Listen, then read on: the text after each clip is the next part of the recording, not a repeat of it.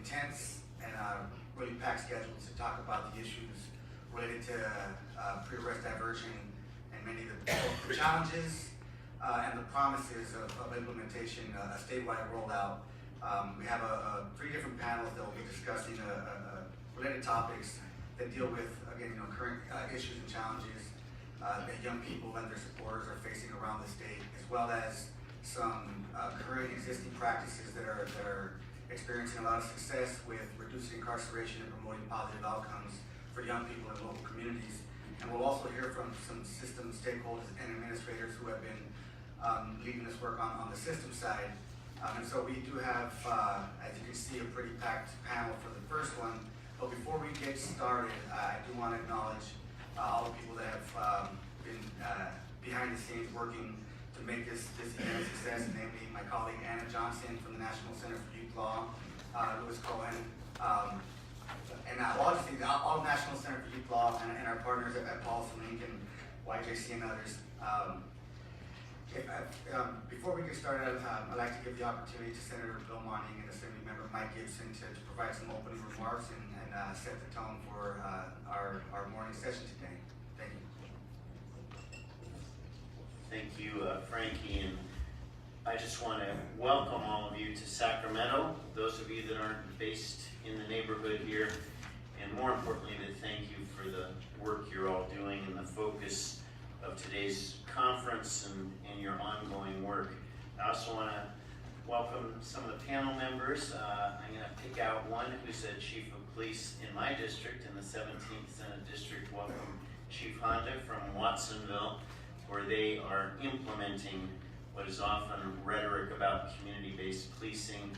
I know even to the extent of going out and engaging with farm workers in the fields to reduce fear of cooperation and participation with community and with local law enforcement. So welcome Chief Honda, and thank you for your work. You are pioneers in helping us as the legislature to understand the importance of moving interface between young people and the law to one that looks through a lens of public health, diversion, education, and empowerment.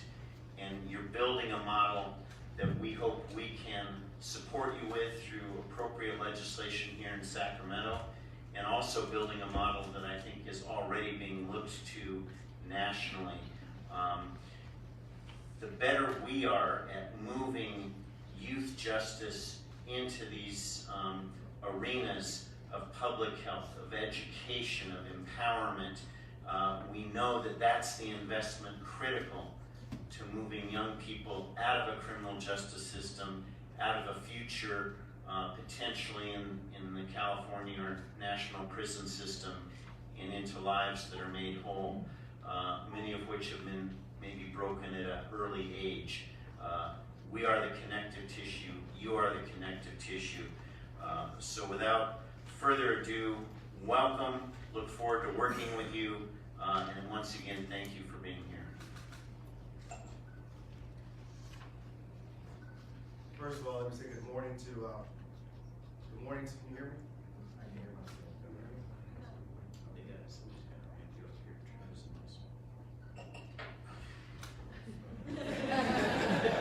We're good at this. We're good at this. Okay. Let me say good morning to each and every one of you. My name is Mike Gipson. I represent the 64th Assembly District. Those are areas of Watts, Willowbrook, where I was born and raised, Compton, Carson, Wilmington, North Long Beach, Linwood, some of Gardena, and also some of Torrance. I'm happy to have been invited here to this Youth Reinvestment Educational Summit. Let me just simply say this. In 2016, 35,736 young people age 18 were arrested for misdemeanors. 7,331 for status offense, and 804 were younger than 12 years of age.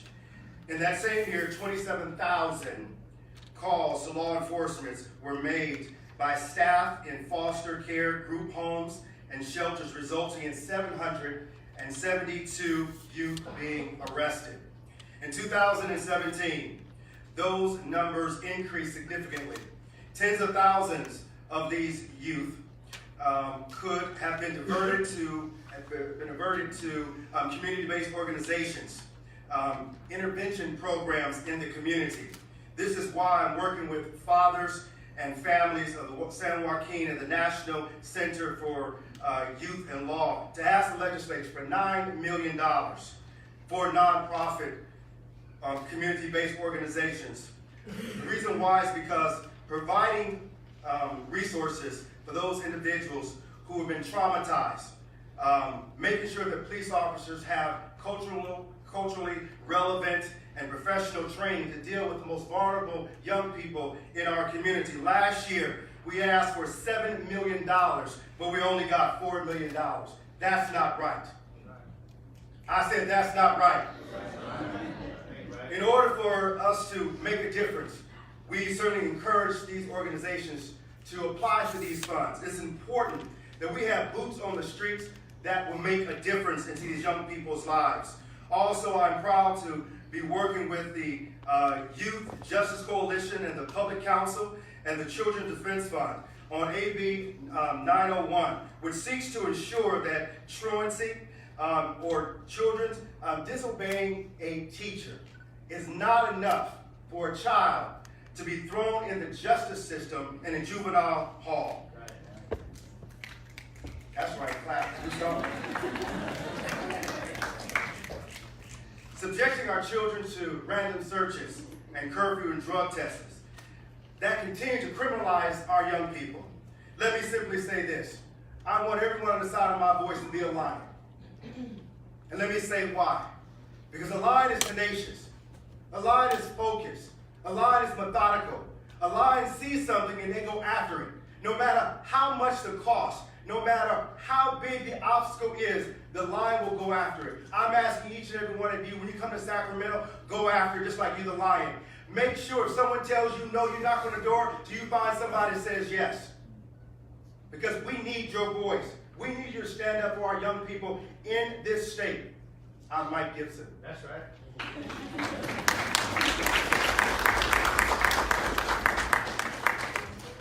So I want to thank Senator Monning and Assemblymember Mike Gipson for their leadership and helping us to champion this effort. And I just want to make clear, this is a statewide movement, a coalition of many. This is not dependent and won't be won just because of one person. This will be an effort that is, from grassroots to treetops, involving directly impacted youth and families. They're the people that support them at the grassroots level, as well as our elected leaders and the system administrators that oftentimes, have to, deal with these young people. What we're trying to acknowledge here is that what really at the heart of this issue is young people, children. However we want to define them, these are people who we all can understand are immature by virtue of their young age.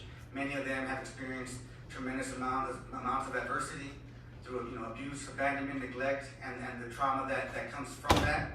And if ever there's a time when they have challenges in their life, we should be meeting them with supports, with love and compassion at all costs, because we know for a fact that jail and incarceration harms all people, but certainly young people who are still developing, who are experiencing challenges that many of them don't have the tools and the resources and the support to deal with. And we also have to acknowledge the history of incarceration, and particularly of children, rooted in a very real way in racism.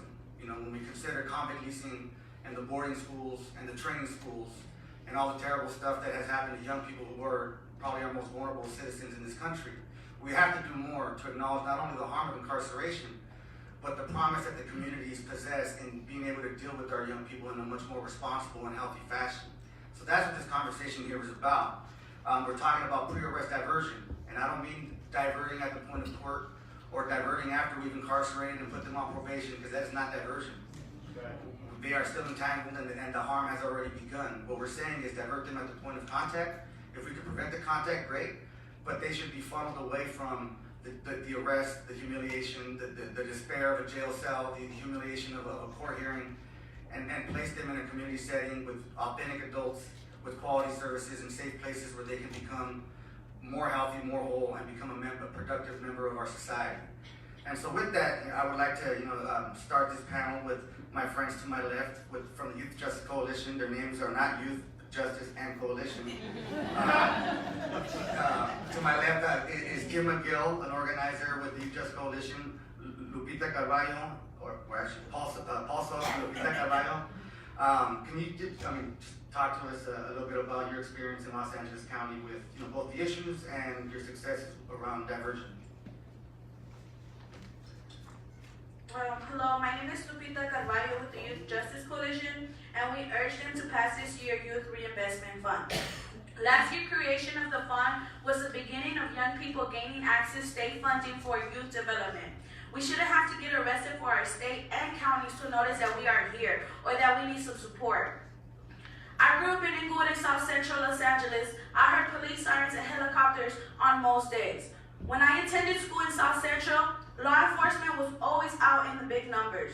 They lined up at the bus stop and train stops demanding to see our Metro passes as giving us tickets if there were any suspicions that we didn't have our fare.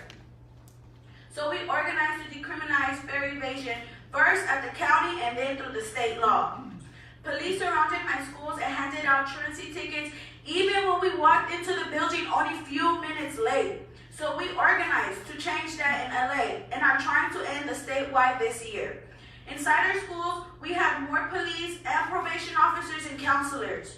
They pulled us out of class to do these random searches. They dumped our backpacks out, pat us down in front of everyone. So we are fighting to end random searches in schools. From a very young age, Black and brown youth are treated like we are notorious criminals. The first time I got suspended from school was at the age of 10 in elementary school. I threw the book in the air and I told it to fly. I was out of school for a whole week. There was no one at home to watch me. Everybody worked. What good did that do to me?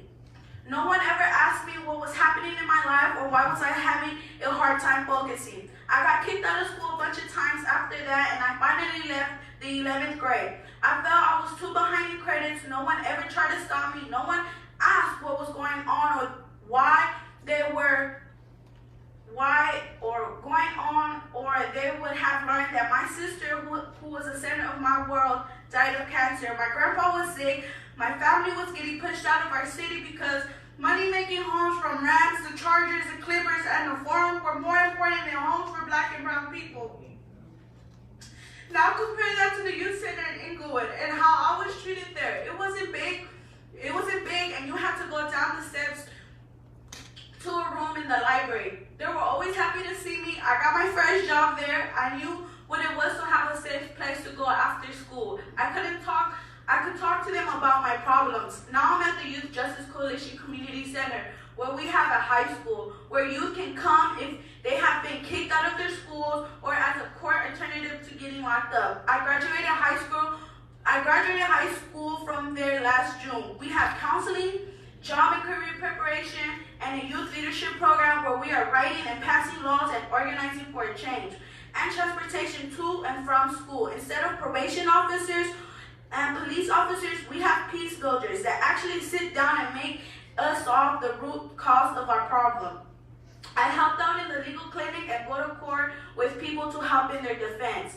Because of these experiences growing up, I work hard to create the Youth Development and Diversion Department for LA County. It means that LA has many as 11,000 youth a year will now be diverted from arrest. No fingerprinting, no criminal records, no prosecution in court, but even more important, youth will be switched from punishment to power. Introducing to the kind of programs where we feel more welcome, where we learn real skills, where we can heal, and where we can build a positive future without sitting in the back of the police car or behind bars. Thank you for your time.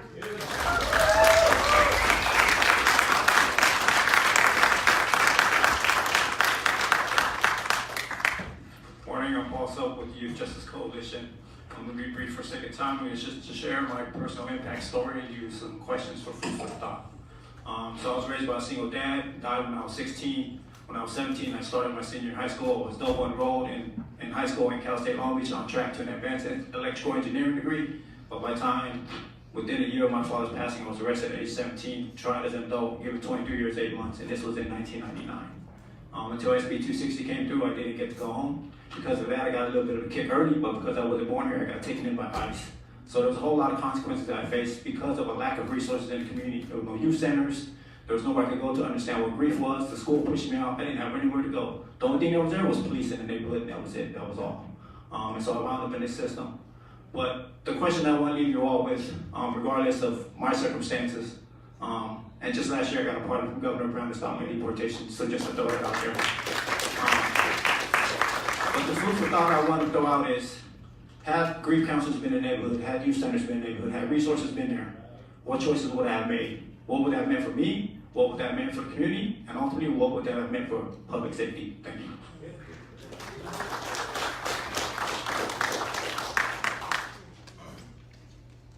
We handed out 2 packages. Sorry. Kim McGill from the Youth Justice Coalition. Like Paul and Lupita and everyone else from the YGC, I also was arrested as a young person, as also was adult, went through the system and was detained. We passed out 2 forms just to highlight some of the advantages of diversion over incarceration, including a comparison of what the LAPD spends on young people and what the cost of incarceration is in LA County, just one county.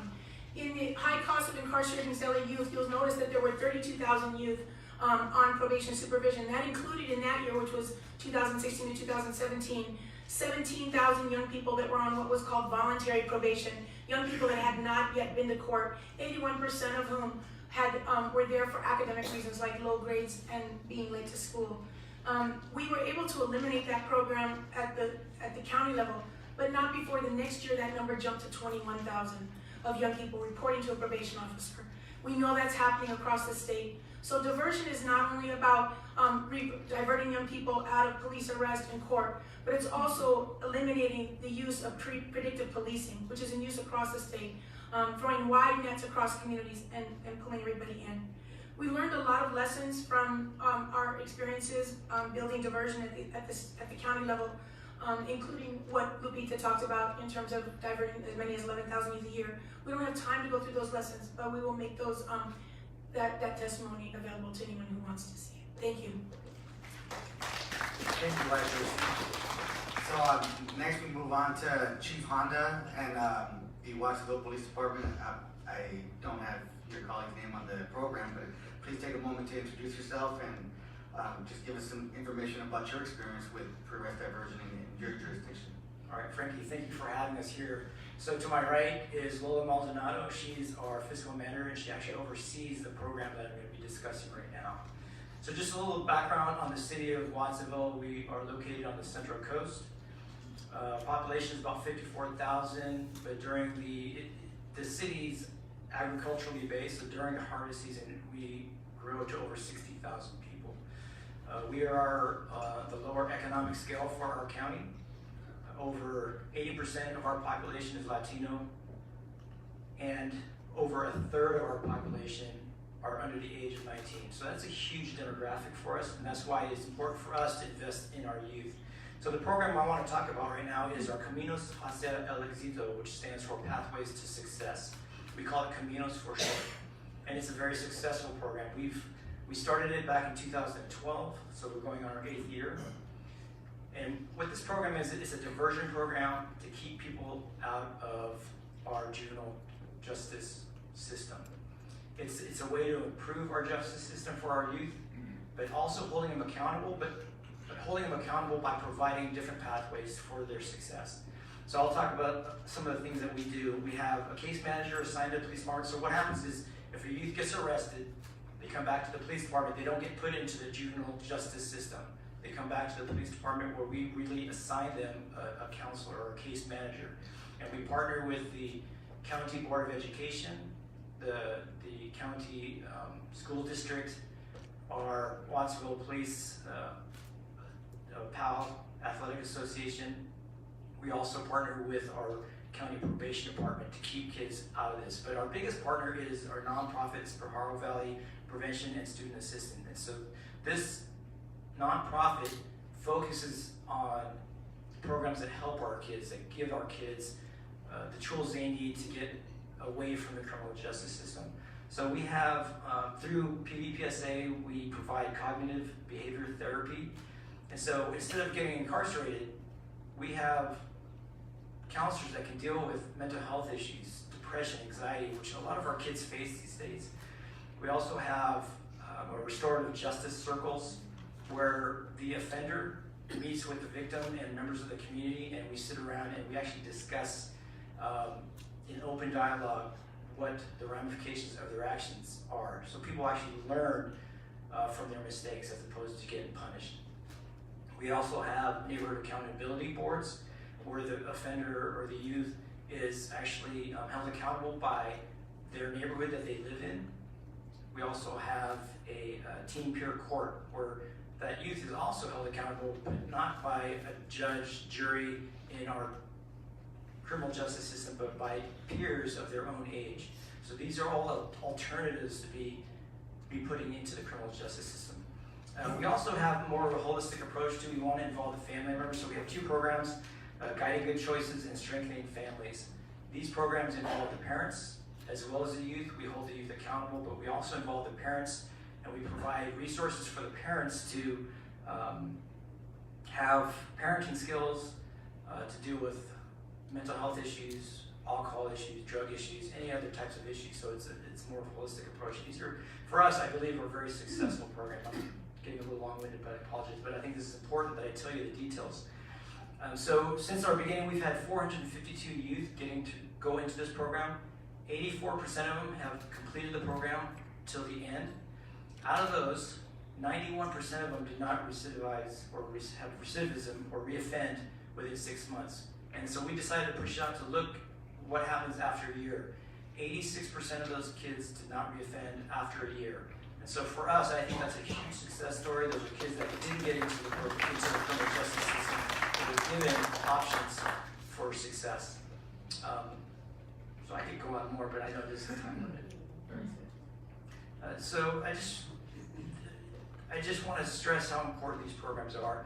I did my career in a very large city in San Jose, and so if you think that it might not work in a big city, it works in a small city, it works in a big city. You have to be intentional about making youth a priority and getting the funding from the state.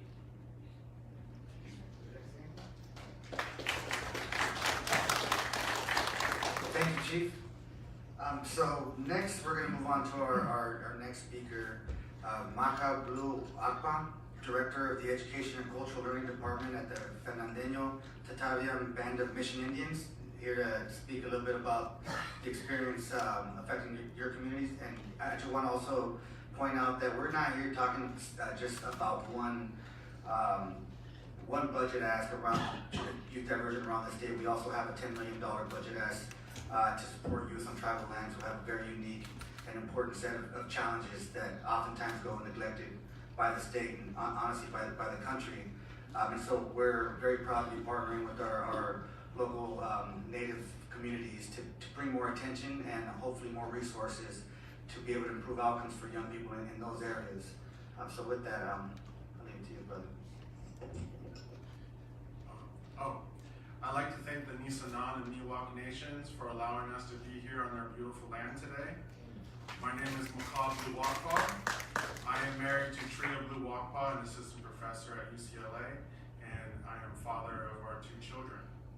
I'm an enrolled citizen of the federally recognized Cheyenne River Sioux tribe. I have a bachelor's and master's degree in Native American Studies and a doctorate degree in education from the University of Arizona. I have the privilege of working for the Fernandeño Band of Mission Indians as their Director of Education and Cultural Learning Department in northern Los Angeles County. I am uniquely qualified to speak about the power of Native cultural programs to reduce incarceration and recidivism. As a youth, I was incarcerated for minor infractions and experienced a lack of cultural programs and access to cultural programs in urban areas without services from federally recognized tribes. There are 4 points I'd like to outline. First, federally unrecognized tribes and their citizens are legitimate and highly vulnerable. Second, federally unrecognized tribes are legitimate and worthy of systemic youth funding opportunities. Third, Native American cultural programs significantly reduce juvenile arrests. And finally, This funding must be open to urban areas, otherwise it would further marginalize our most vulnerable Native youth. Federally unrecognized tribes are legitimate and vulnerable. They typically exist on the most valuable real estate in the United States. In California, for example, places like San Francisco, Silicon Valley, Beverly Hills, Encino are homes to the Ohlone, Tongva, and Tataviam nations, none of which are federally recognized currently. Most people mistake Native Americans as primarily living in rural Indian reservations due to miseducation and thorough attempts at genocide near modern metropolitan areas. Actually, over 90% of Native Americans in California live outside of reservations and their tribal service areas, primarily living in urban areas. Native Americans have survived genocide and are struggling with historical trauma. Such trauma is passed on socially and genetically. For example, many California Indians were made slaves during the Spanish mission system. The term redskin, referring to a bloody Indian scalp, was coined during a state vigilante bounty program in California to hunt and scalp Native American men, women, and children in exchange for gold. Native language and culture were outlawed in California, and Indians were systemically murdered for being themselves. Today, many are still ashamed of their cultures and cannot recognize the value of their heritage. Many scholars emphasize that these structural violences are still ongoing. Most indigenous youth living in California are in urban areas, and federally unrecognized tribes do not have tribal police, tribal courts, tribal detention centers, or tribal rehabilitation who can cater to their cultural needs. Native youth need their cultural identities fostered by tribal identities who can effectively implement such programs. Native Americans living in urban areas are in critical need for cultural access, yet are unable to qualify for significant federal funding due to their lack of federal recognition. These failed systems result in a concentration of Native Americans living in urban areas where they cannot adequately coordinate, access cultural programs, or rehabilitate from high rates of depression and substance abuse rooted in historical trauma. Federally unrecognized tribes are legitimate. The federal government recognizes their tribal acknowledgement is flawed, and it's reviewing over 400 applicants for recognition, including the tribe I work for. There are other ways tribes are determined to be legitimate outside the scope of federal recognition. The criteria we propose is determined by California's Native American Heritage Commission, an assembly of California Indians appointed by the state governor. Tribes who are indigenous to valuable real estate and politically excluded from federal recognition are included by the esteemed commission. Native American cultural programs significantly reduce juvenile arrests. Native American cultural vitality is primarily determined by the condition of their particular indigenous language status. Nationally, tribes with more linguistic retention and Native youth speakers have lower reports of juvenile arrests. Yet when youth are outside the cultural service area of their tribe, their chances of arrest significantly increase. Speaking an indigenous language has a profound impact on Native youth and their mental health. Without cultural access, Native youth have higher rates of depression, suicide, and substance abuse. Native Americans know the answer, and the answer is more culture. We have ceremonies for mental health, and we are capable of effectively sustaining its implementation. We need the resources to make this a reality. Finally, this funding must be open to urban areas, otherwise it would be a great disservice and injustice to our most vulnerable Native youth. Thank you.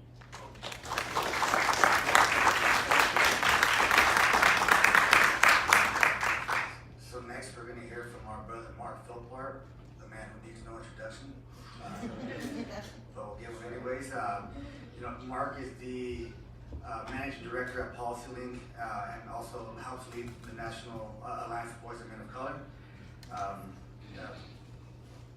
Let's go through with the Marc. Thank you. Thank you to Frankie, the National Center for Youth Law, and Senator Monning and Assemblymember Mike Gipson for coordinating this very important educational summit. As Frankie said, my name is Marc Philpart. I have the great honor and privilege of serving leaders within the Alliance for Boys and Men of Color.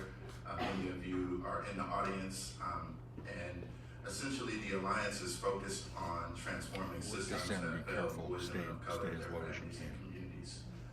We advocate for deep structural change to really expand opportunities for boys and men of color in ways that remove barriers. And this is one of the great barriers of our time. The fact that when we look at how arrests are playing out throughout the state, we see that there is a decrease. And yet we also know that there is still great racial inequity. And so when we talk about this system of mass incarceration, we absolutely have to look at how policing happens and how people are entering the criminal justice system, the criminal legal system, the punishment system. And that's what we are doing. So when we look at boys and men of color, we notice that they are more likely to be arrested and incarcerated. And Kim talked a little bit about this when she mentioned predictive policing. Whole neighborhoods are essentially put into this position of being subjected to dragnet policing, where everybody in that community is a suspect. I myself grew up in South Central Los Angeles, and I can't tell you the number of times I've been detained, cuffed, stopped, searched, followed home, as well as followed in stores, all because I fit the description. How many of you have fit the description in your lives? Exactly. So what I think we cannot lose sight of in this conversation about diversion is the fact that there is something fundamentally wrong with our policing system. And thanks to advocates and leaders who fought for AB 953, Dr. Weber's Racial and Identity Profiling Act, we will now learn more about just how unequal that burden is.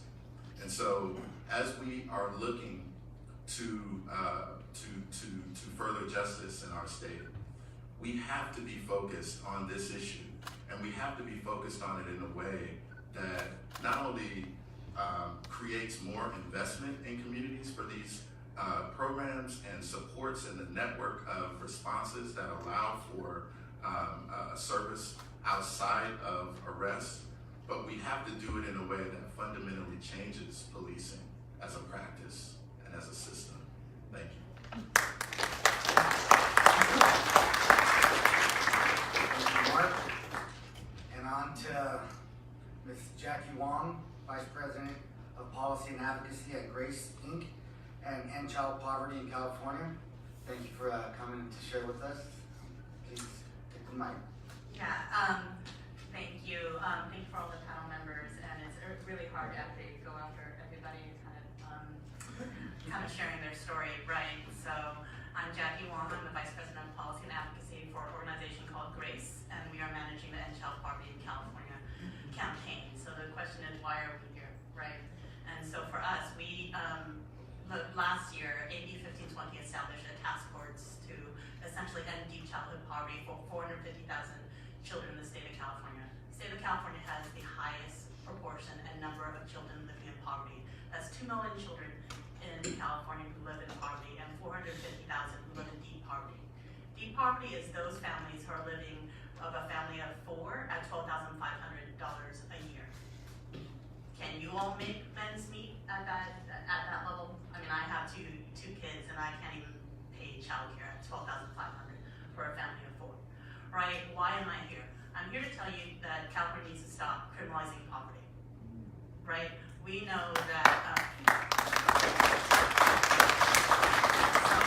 for us, our lens was about root cause. Right? I've been around this conversation for 20 plus years, and it was the first time that I had seen at this level a task force people from the justice system, from the housing community, from the child welfare department to actually get to the root cause of what what I actually call, this is a symptom of criminalizing poverty. Everything that the panel has talked about is criminalizing poverty.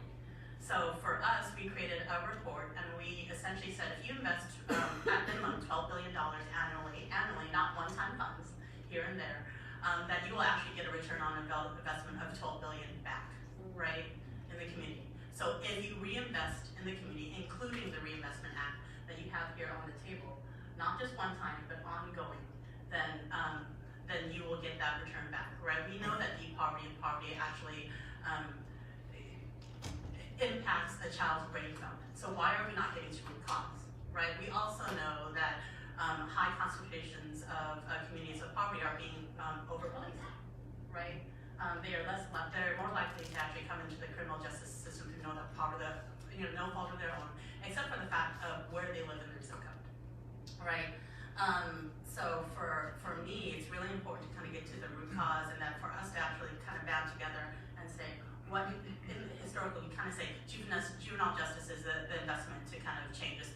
Education is the thing that will change it. Well, I'm here to tell you that it's all here to, we need to work together to actually reinvest in our community together and not separately, and advocate together about this. Some of the things in our report are including getting rid of fines for juvenile justice systems. Time's up, is what Frankie says.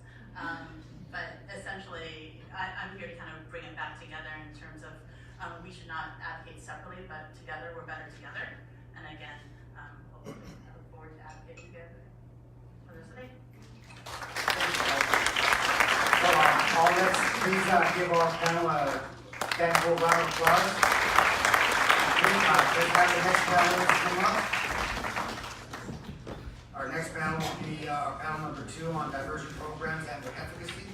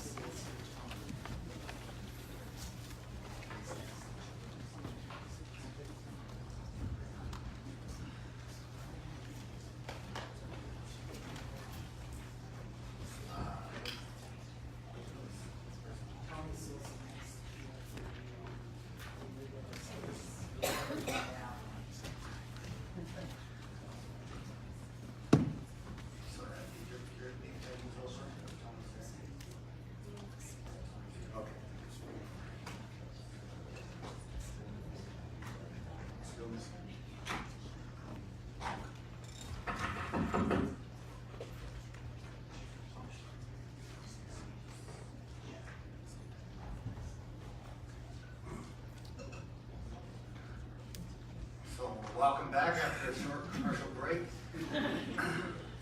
We're now moving into our second panel, which is hearing from voices of people who are actually doing the good work, working with young people outside of the court system setting, and talking about not only the promise, but the actual successes that they've been experiencing, and hopefully will help inform what California will invest in moving forward as a way of not only improving public safety, but we're actually promoting community health and long-term stability for our communities, and more importantly for our young people, which we all care so deeply about. So we'll start off to my immediate left with Liz and Lila DeRowan. Okay, well Liz DeRowan with ICWA Advocates, Indian Child and Family Preservation Program. Thank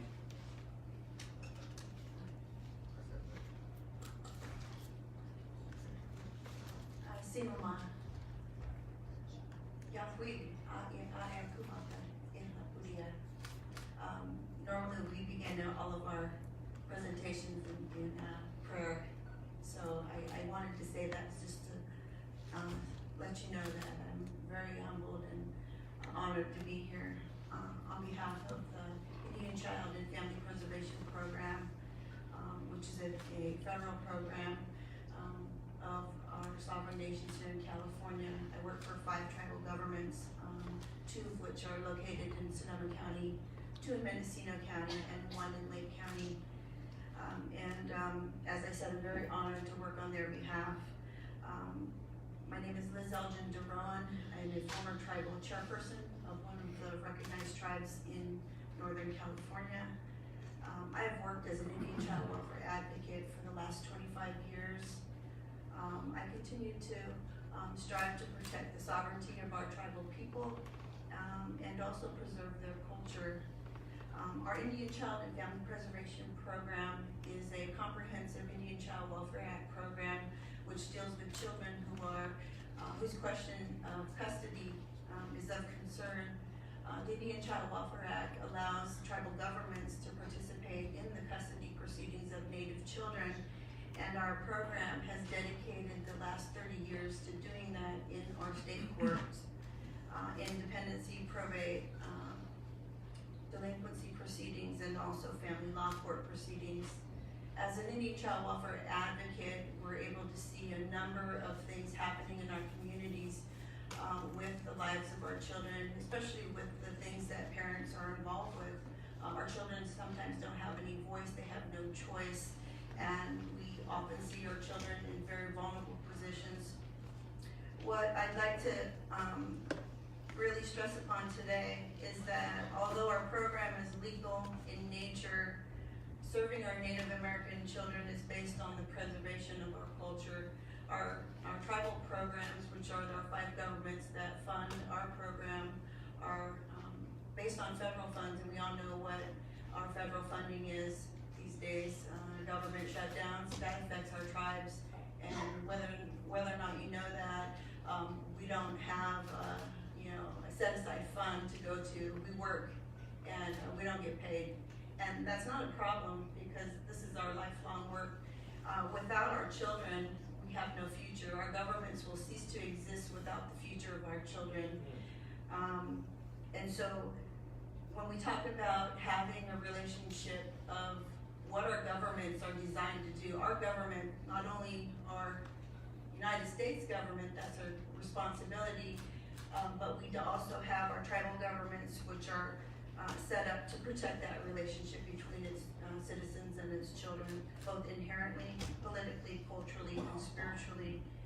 The work I do is considered sacred, honored, humbled to do that and carry out this work. I look forward to meeting with some assemblymen this morning or this afternoon to seek to get some funding to continue to do our work. Appreciate your time here. Thank you.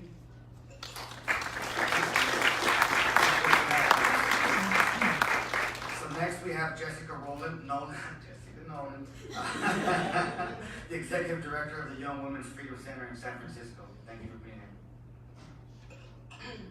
Thanks for having me. I'm really excited to be here today. I'm with the Young Women's Freedom Center, formerly the Center for Young Women's Development, and we have been working with young women, girls, trans, and gender nonconforming, young people that our system involved for 26 years.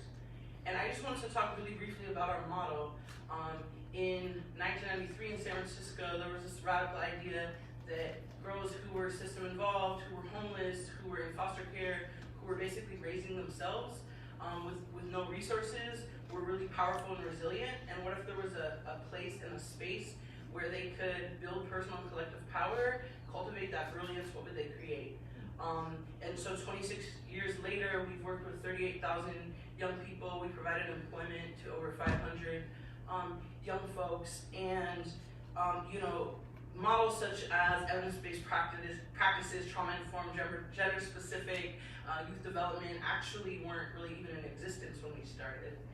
But we did know, and we still believe, that young folks, young people of color from the communities that are most disproportionately impacted by over-policing and incarceration actually do have the answers and the solutions. Our organization has been, it's a national model, and we provide technical assistance. And for the young folks that we work with, on any given year, we've reduced recidivism by 79 to 85%. And I think that, our model is we have 4 core practices: sisterhood, social justice, spirituality, and self-determination.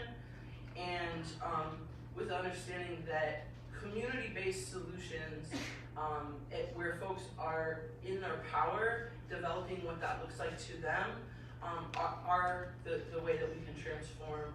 And one thing I wanted to point out is, because we're under-resourced, we've traditionally not taken any money from law enforcement because of the restrictions that puts on relationships. We build deep partnerships with probation, with the public defender's office, with the DA, within the community, because we know that we must, that the young folks that we work with are actually the leaders and agents of change, so that we could even be here at this table today. And we're currently expanding our model across the state, because we know that for young women, for girls, for trans and gender non-conforming young folks that are system involved, that we need to have culturally relevant, gender-specific, trauma-informed programming where they can not only develop their own self-determined plans for what they want for their lives, but also what healing looks like for them, and to be engaged in the kind of radical transformation that we need to see in the state, so that we can stop the incarceration and policing and criminalization of young people. Thank you. Next, we have Tony with the Youth Mentoring Center in Los Angeles. Thank you for coming. Thanks, Frankie. Deep gratitude, Jessica mentioned, that are really important: community and relationships. And by doing that, young people feel that they belong. We have a greeting, as a Zulu word that we use in all our programs. We start everyone off by saying "Sawubona," and "Sawubona" means "I see you." And our kids are watched too much and they're not seen enough. We're here to see you. And by creating these, we call them instant communities of mentors and mentees that come together on a regular basis, we've been able to take youth from communities and schools that are graduating 50 to 70%, and we have a 93 to 96% graduation rate every time we check. Our youth are involved in teen pregnancies at a 2% rate. The County of Los Angeles, last time I looked, was somewhere around 32%. And it's simply by giving them a place to belong, giving them a community and people who care about them. And so because of that, our model is now being employed countrywide in Singapore and in Peru. And I'm tired of fighting for table scraps to do it in Los Angeles. So we need this funding so that we can do what other countries are now starting to do and get these kind of results for young people. Last thing I'll say, we've stopped 3 nascent gang sets, literally, by giving them a better gang, by bringing them into our community of mentors and mentees. And I yield the rest of my time to Giovanni.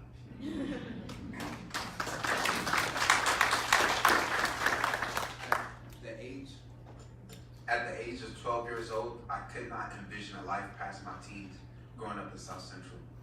At the age of 11 years old, I'd stared down the barrel of 4 police guns at point-blank range. At the age of 7 years old, I was offered drugs before I even knew how to add or subtract. At the age of 5 years old, I felt the loneliness of my father saying he's going to be right back and never return. Going down the path of so many of my friends that ended up in jail or dead, I found Youth Mentoring Connection, and they found me a mentor that saw me. He saved my life. I went from 12 years old at 300 pounds to 14 at 160 pounds with a future. Today, I sit here at 26 years old, volunteering with Youth Mentoring Connection to save lives the same way mine was saved.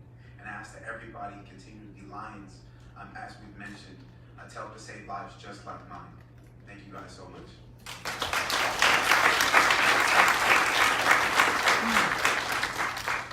Thank you, Giovanni. And next we have Michael Provencio with Fathers and Families of San Joaquin. Thank you for coming. I appreciate you saying that correctly. Hi, how you guys doing today? My name is Michael Provencio. I'm just going to give you a little testimony of where I'm coming from so that you know where I'm going. I grew up in the foster care system. I was taken away from my home at 3 years old. I've been to probably about 67 different foster homes, group homes, and lockdown institutions. I've traveled all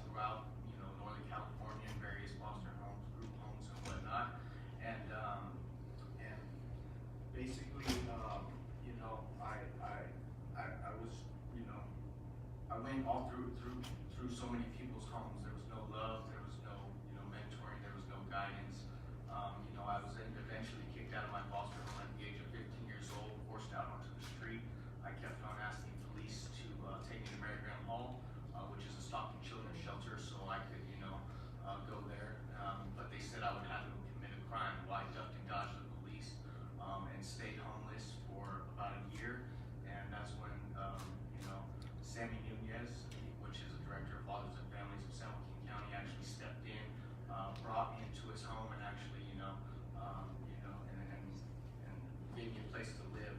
I wanted to reiterate, you know, I didn't have, you know, love, family, or anything like that, and some of you probably couldn't even imagine what that must be like, but that was basically all I knew, you know, and when you're taken away from your home, you know, you're confused, you know, when you're going from place to place to place, you're really confused and you don't know anything, and confusion turns to, you know, anger, which turns to hate, which turns to rage, and, you know, if left, you know, untreated, it turns to violence. So, with that being said, you know, he took me into his home. I've got various trainings, you know, and I've actually gotten a different perspective on life, where I was going into the prison system or into an early grave. That actually, you know, a nonprofit organization, actually, you know, redirected my life. Which brings me to my point of where I'm at now. I'm actually, I'm 31 years old. I have 3 children. 2 are actually biological children of mine, and 1 is foster care. Right. But but having, you know, going through all of these different things, I would never have thought of being a foster parent. But I was saved because of somebody else, and that's why I'm choosing to adopt and foster, to, you know, change his life so he'll never have to go through the system. I was always told that, you know, my dad is the state and my mom is the county. You know, no child should have to grow up like that, and you guys need to step your game up and redirect this. We know that there are resources out there. You guys want to keep on giving resources to policing and stuff like that and locking folks down, when we all know that's not the right way to go. You know, you need to invest in something. You know, if you're opening up a business, you know, you got, let's say a restaurant business, you got to invest in the top chef, right?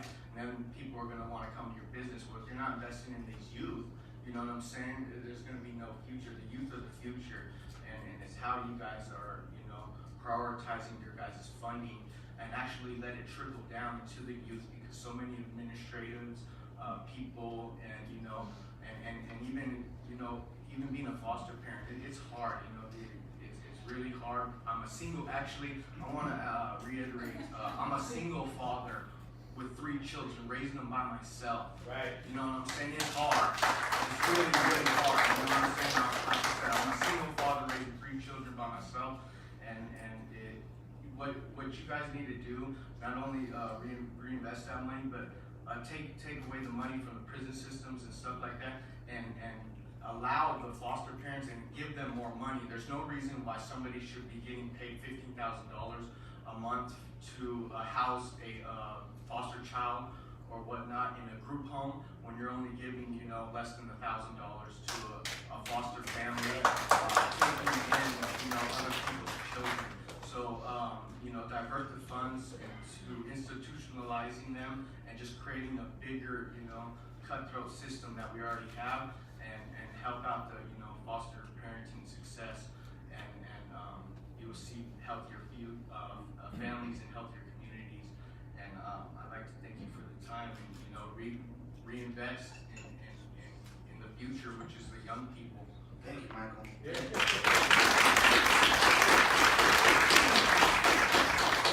Next, we have Stephanie Medley, the Director of Education and Justice at the Rice Center. Thank you for coming out. Thank you. Good morning, everyone. I wanted to open up with a quote from Bell Hooks. "Beloved community is formed not by the eradication of difference, but by its affirmation, by each of us claiming the identities and cultural legacies that shape who we are and how we live in the world. RISE was built off of a legacy of love and liberation. RISE exists because young people called on adults, not adults making something up, but the young people saw that they needed something and called on us and said, hey, you need to make this happen. They called on us to invest, to rethink young people's place in the city of Richmond. And I'm gonna say that young people all across California are calling on us to invest and rethink what their place is in our communities. RISE started off with a DJing class and counseling services. Currently, we have 4 different departments: our Media Arts and Culture Department, our Community Health Department, Education and Justice, and our Youth Organizing. We're an integrative model, so no matter what door a young person comes in, we're gonna support them and meet them exactly where they are. And this is what we need in all of our communities. A lot of us are doing this work and doing it on the bare minimum. We need the resources to make our services more robust than what they are. They make changes. Our young people are telling us that they need this in their communities. They need our support in their communities. One of our programs that we have youth justice programming that focuses on pre-arrest, and we also have reentry services. Over 85% of those young people, when they first came in, said that they didn't have a caring adult in their lives.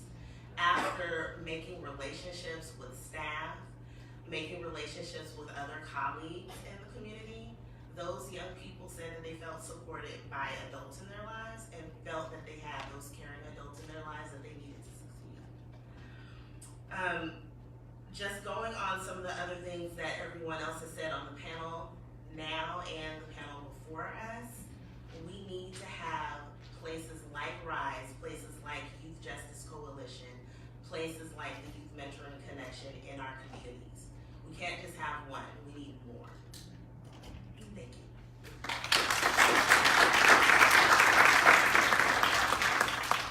Thank you, Stephanie. Now next we have Yehide? Yejide. And Hoga. Yes. With Community Works West. Thank you for coming out. Thank you for having me. So first, thank you for welcoming us into this space. I'm very happy to be here, and I'm really feeling privileged in having listened to so many amazing people speak on the work being done. I have a 12-year-old Black boy who hopefully will stay out of the system. That's what we're all going for.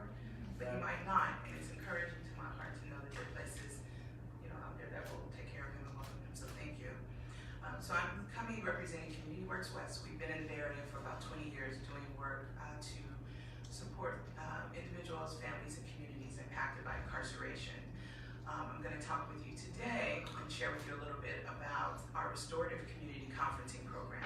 We had a young person coming in, he was going to be so amazing, so I really feel sad that you have to listen to me, but I'm going to do my best to share with you some of what he would have talked with you about. So the restorative community conferencing program kind of comes in where some of the other folk here talked about.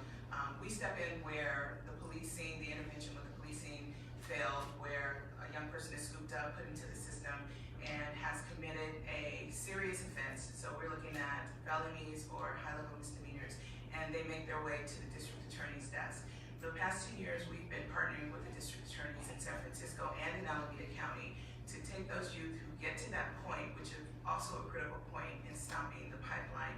We take those youth and we work with them to be accountable for the harm that they committed. So some sort of crime that was done that's serious, they're going to be accountable through a restorative justice process. The restorative conferencing, or RCCs as we call it, is based on the foundational philosophy of restorative justice, which is that we're going to deal with harm, accountability, and healing. And I've heard the word accountability up here a whole lot. It looks a little bit different with restorative justice, and we'll talk about that in a moment. So if McGill, who was the young person who was going to be here, if he had been able to come, he would have told you that he committed a robbery. and that he was on his way to having some charges before he was diverted to us for a restorative intervention.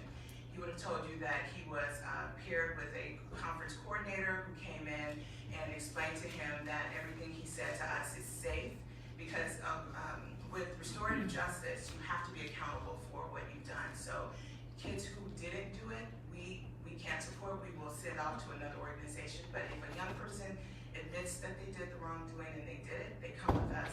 We let them know that they're protected through our formal agreements with both the DA in San Francisco and in Alameda County. And they're taken through a restorative justice process, but they're not by themselves.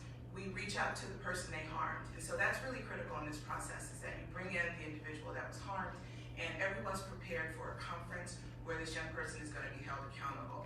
So once we get to that point, once we have that young person in that space, and they are apologizing, they're admitting their wrongdoing, they're given a plan of action to do before they are allowed to move forward and have their charges dropped. So I didn't say this up front, but this is a pre-charge program. Obviously, we're sitting up here, and we're talking about pre-charge programs, but because the DA works with us, they will hold the case until we're done. So we work with a young person for anywhere from 6 to 9 months. And once they're done, once they fulfill the obligations that they had from the plan, they're allowed to go on. And the idea with this is that, you know, young people make mistakes, and that we want to make sure that, like when I was growing up, that the mistakes aren't hanging around their necks their whole life, right? And so their record is clean, and they get to move on, and they're not held accountable. So just wanted to say quickly that we have an 11% recidivism rate. So kids who go through this program, we've had hundreds go through over the last 10 years. 11% recidivism rate after 6 months, and even 18 months out, 20%.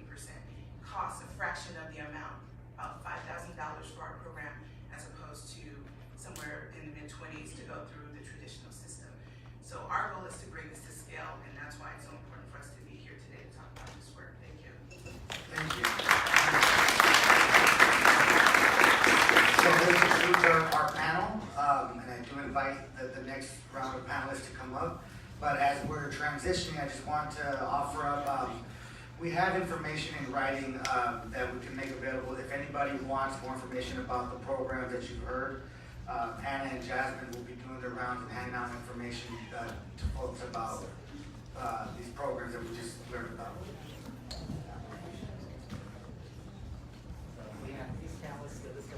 So Chief Nance, Chief Seal, and Cynthia Hernandez, can you pick it up?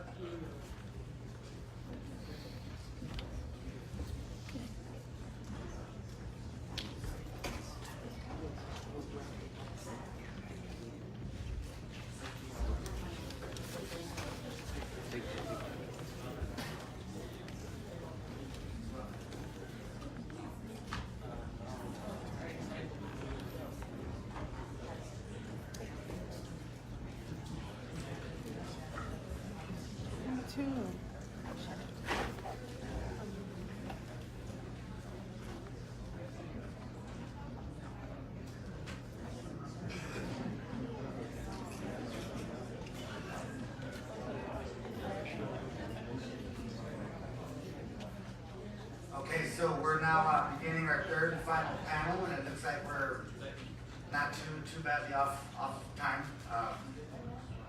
Just in the interest of time, we're going to start now. We have our third panel, which is on the topic of system and community partnerships, and with us we have, I'll just go now because there's only three of us, or three panelists. To my left is Chief Probation Officer Alan Nance from San Francisco County. To his left is Chief Probation Officer Lee Seal from Sacramento County, and Cynthia Hernandez, Police Officer 3 of the Newton area of Los Angeles Police Department, and Youth Mentoring Connection, here to talk about their programs and give us more information about the administration of the programs, the successes, the continuing challenges, or maybe some of the needs that might be met by youth reinvestment funds and some of the other legislative actions that we got going on this year. Thank you for coming.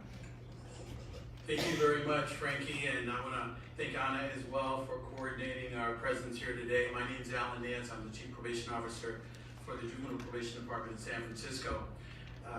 I want to first acknowledge the folks who spoke on the prior two panels. It's very inspiring to hear about the amazing work that community members are doing on behalf of young people in our communities across the state. So please give them a round of applause. Really greatly appreciate it.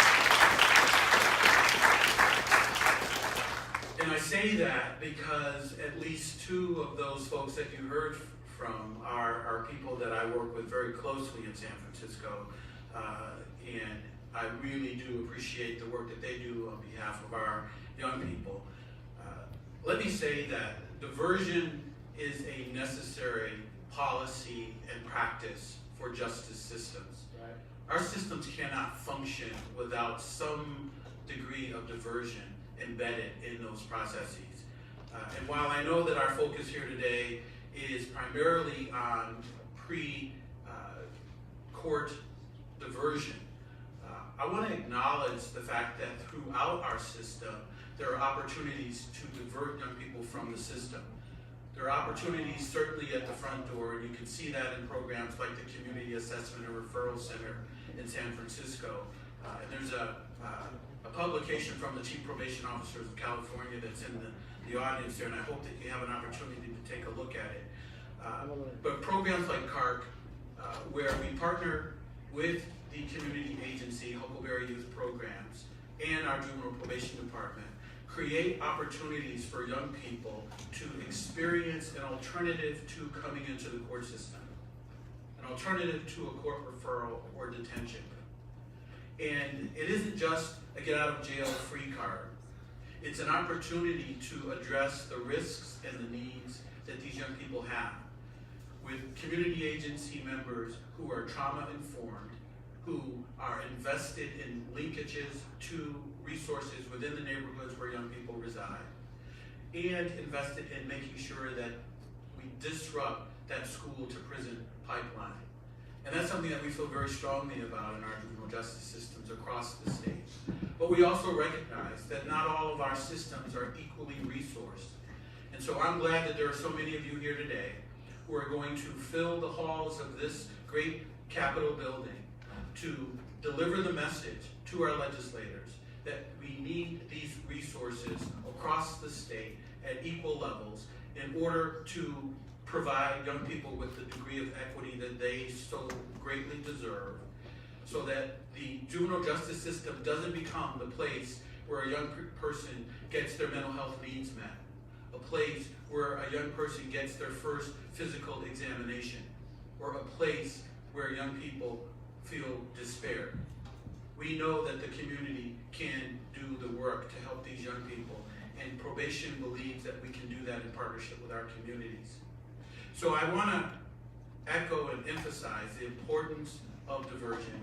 I want to make certain that folks know that there are models of diversion where probation partners effectively with our community stakeholders, that we see the youth reinvestment as an opportunity to strengthen the programs that are already existing and to create those programs that are not existing in our tribal communities, in our urban communities, and yes, in our small county communities as well.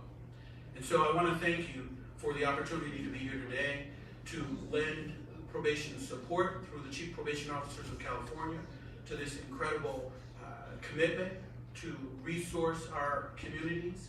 I want to echo the comments of Jackie Wong earlier from Grace, talking about the need to work on investing in our neighborhoods and our young people and families that are living in deep poverty. Because if we can't deal with that issue, we know that our young people are going to struggle in our communities, and we know that the result of that is involvement in our juvenile justice system.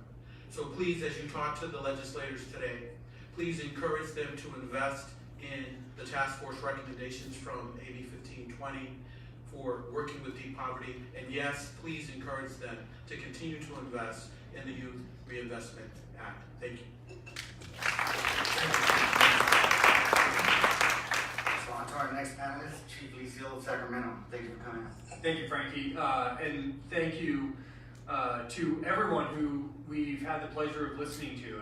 It truly has been informative. I get the opportunity to work in these issues and work with community providers and advocates and the community each and every day, but coming in today and having the opportunity to have my eyes open just a little bit more is always a good thing. So I want to thank all the speakers who came before us.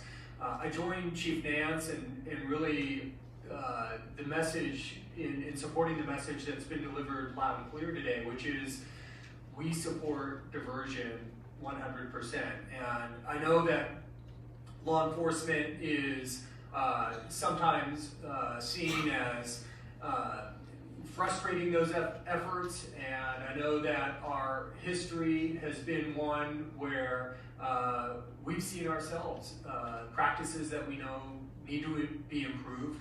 We're a research-based entity, so each and every year we're seeing areas where we know that we can do better, we want to do better, and we're committed to doing better. We have certainly heard today that there are places for diversion at all levels of our state and local geography throughout California. Certainly the goal is to have kids not touch the system at all.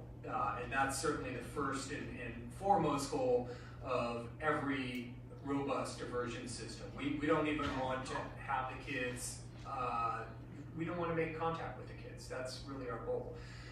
Having said that, I joined Chief Nance in pointing out that for those kids who aren't intercepted at the first level and are not intercepted at the second level or the third level or the fourth level, whatever those interceptions may be at various informal diversion systems or community-based or outreach, or it could be the faith-based community, it could be a coach, a mentor, a teacher, a volunteer, a social worker, whoever it may be.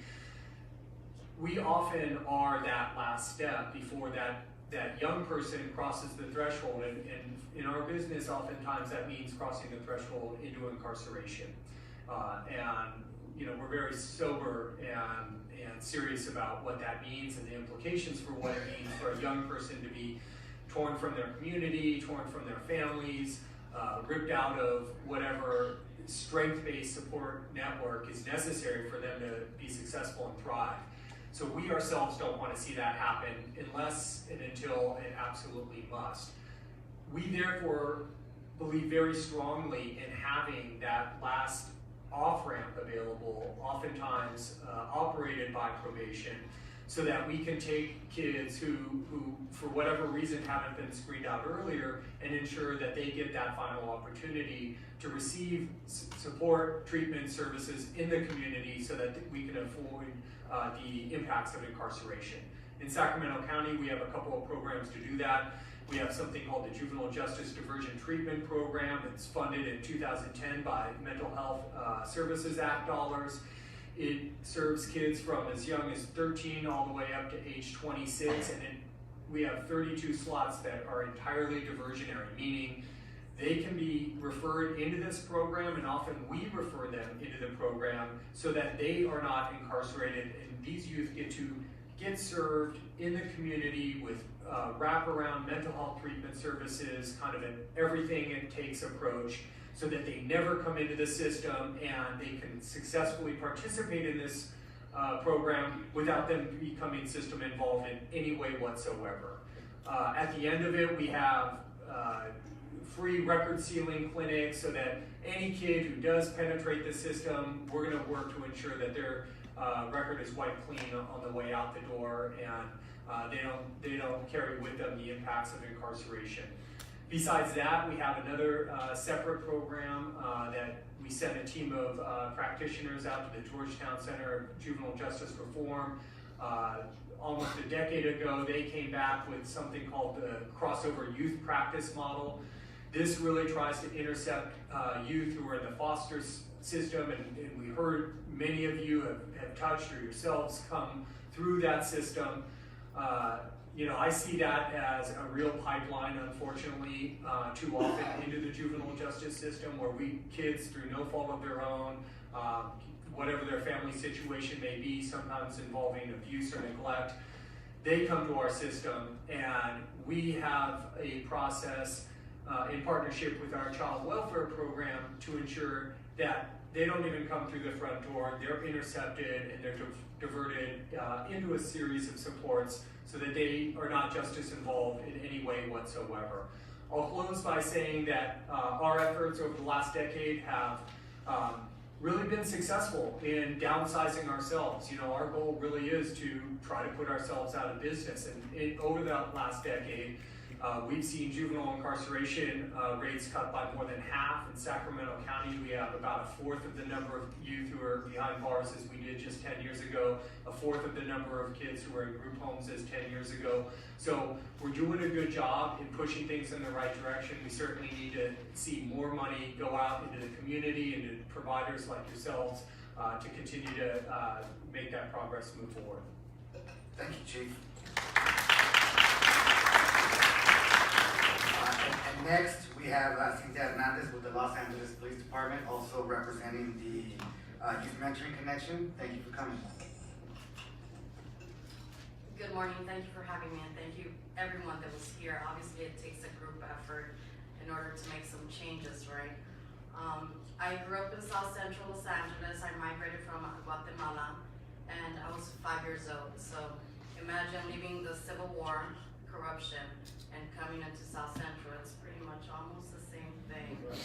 Every other day, it was, and every other block, you saw gangs, you saw drugs, and 5 years old, I really couldn't tell the difference because Guatemala was also, you know, heavily populated with gangs and a lot of, you know, chaos. South Central definitely makes you or shapes you, right? It does not break you. I'm living proof that growing up in South Central, you can become whoever you want and do whatever you want.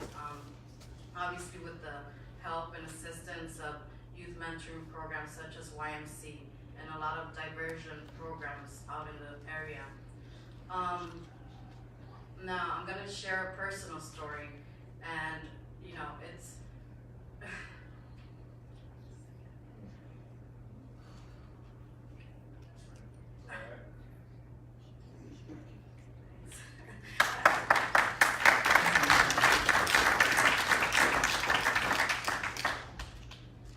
I always break down because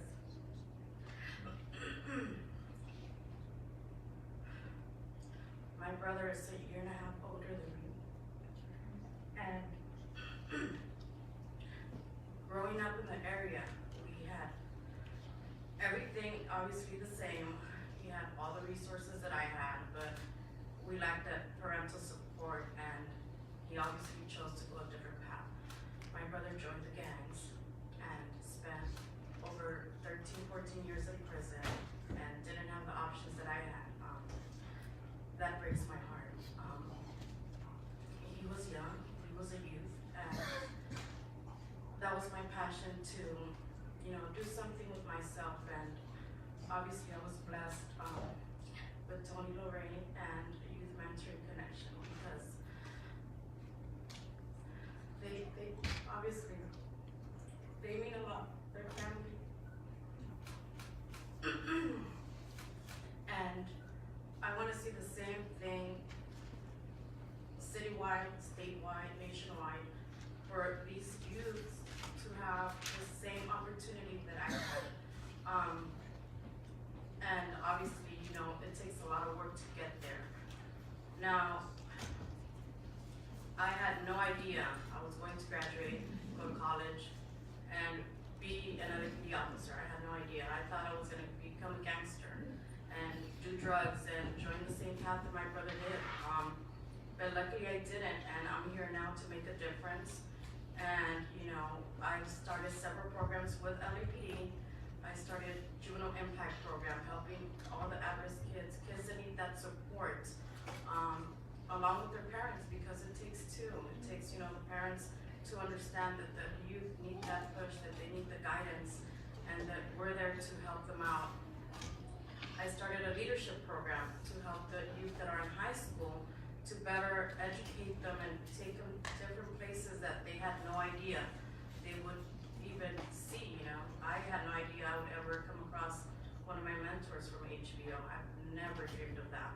But I have my degree now, you know, I'm able to help the able to make a difference, and that passion is never ever going to leave. And you know, I met with command staff. You know, I'm not up there yet, but I met with them and I told them, hey, this is my vision. This is what I want to see. This is what I want. You know, out of LAPD, obviously.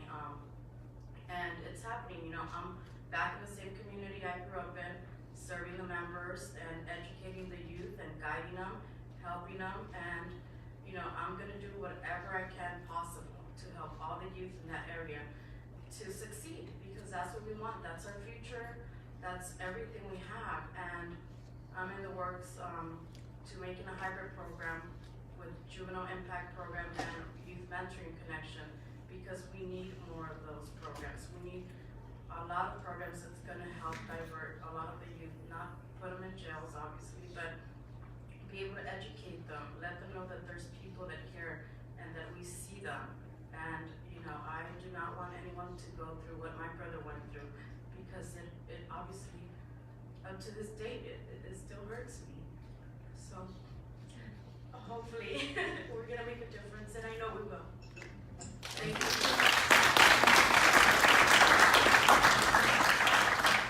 So this concludes our last panel, but before we end, I'd like to also introduce our closer, Assemblymember Reggie Jones-Sawyer, who's a tremendous advocate and was a champion of the Youth Reinvestment Fund last year. And you know, on behalf of the National Center for Youth Law and our coalition, who are too numerous to name, we appreciate your vision, your leadership, your support. And I know that it was a difficult challenge last year. We went for $100 million and we got 37 million, and he didn't give up. Even in the off season, he was out, drumming up more support and trying to get more attention for the cause of youth diversion. And now we're back again this year. We're coming back for another $100 million plus. And so we appreciate you having you here, and we'd love to hear from you in closing. Thank you. Thank you. It's definitely a pleasure to be here. I want to thank the National Center for Youth Law, Frankie, Guzman, and Anna Johnson for coming together to bring support and pressure on the Assembly, especially the budget side of the Assembly. I've been trying to get $100 million for the last 5 years, and it's been, there's like, no. 2 years before, they put $100 million in the budget so I could get the money, and at the 11th hour, they took it out because they said it was racist to give money to African American, Latino, API, and Native American boys. I snapped a little bit, and I said some things that I can't say in polite company with women in the room. But I made it very clear I was disappointed. And I'm an assemblyman from South LA, so I know all the words. I can say it in all different forms and shapes. And so last year, they really didn't want to mess with me. And we were able to get the 37 million after they whittled it down to 37. But it also gave me a lesson in how you ask for money in the system. You were a vital part in making sure we got the money. Without your help, I will tell you, without your help showing that there's a capacity and that there's a group out there, an advocacy group that's larger than just me talking, that's what ultimately made it happen. And so I also want to make sure I mention as a representative who represents South Los Angeles, Cynthia, I'm glad we know we have LAPD officers that can shed a tear for our young people in South LA.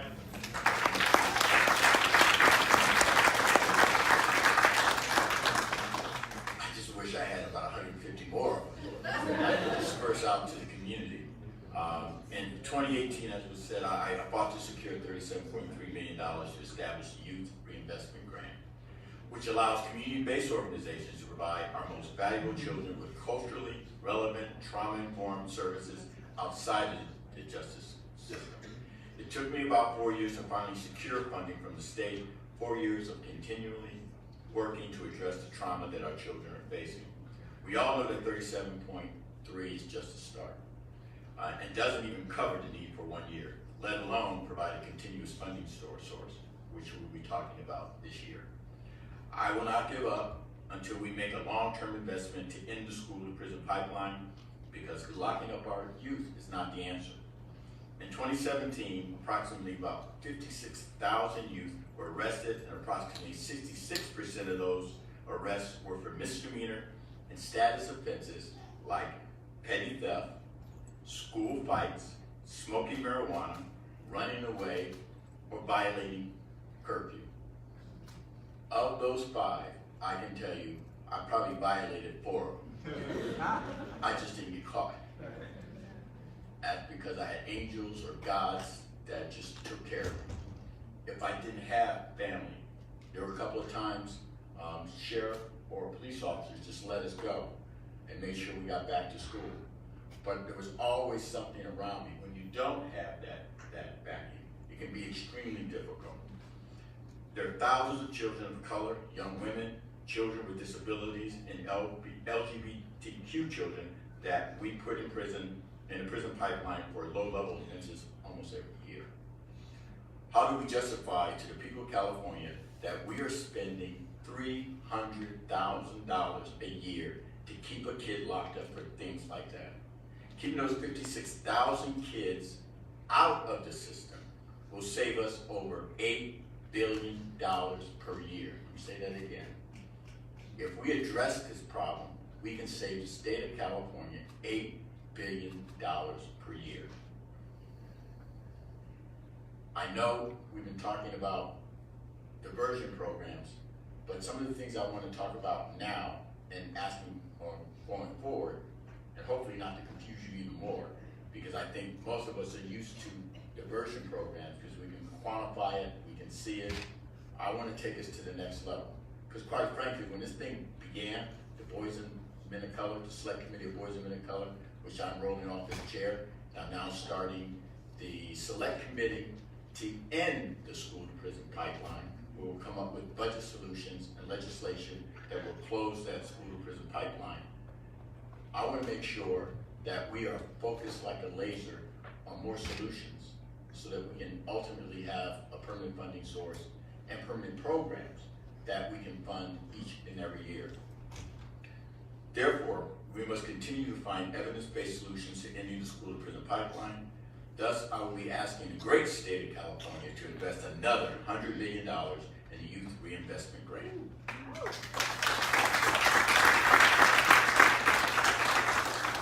We will also be working with our partners to secure funding for our tribal youth, as well as who as well face unique issues growing up in areas facing some of the highest rates of poverty, substance dependency, and suicide.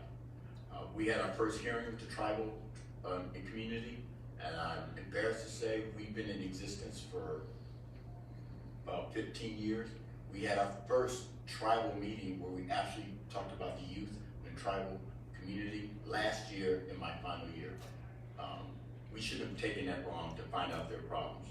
We also want to provide $10 million to establish an Office of Youth Development and Diversion to create permanent structures in cities and counties that work to keep youth out of the criminal justice system. With your past help last year, we secured 37.3 that will radically alter the lives of many young people. We know this is just the beginning. Help us again by helping my colleagues understand, I do mean make them understand the transformative value of these funds. We can and will end the school-to-prison pipeline by working together to advocate for smart, evidence-based investment in programs. Again, since we started with the Boys and Men of Color, with Sandre Swanson, Karen Bass, who was then speaker, and then John Perez, I call Mr. Sandre Swanson, he's like pretty biblical folk. He's like the John the Baptist of spreading the word that we need to make a change. Then we have My Brother's Keeper, started by Barack Obama, so he's like the Jesus Christ of this issue. Which also tells you that we can't stop. We continually need to keep working on this. It's growing, and it's growing bigger than we ever thought. So thank you again for your dedication and hard work on behalf of myself and staff, and the entire 59th Assembly District. I thank you for your passion, for your caring, and I thank you for your hard work that you're going to do today, because it will make a huge, huge difference. Thank you.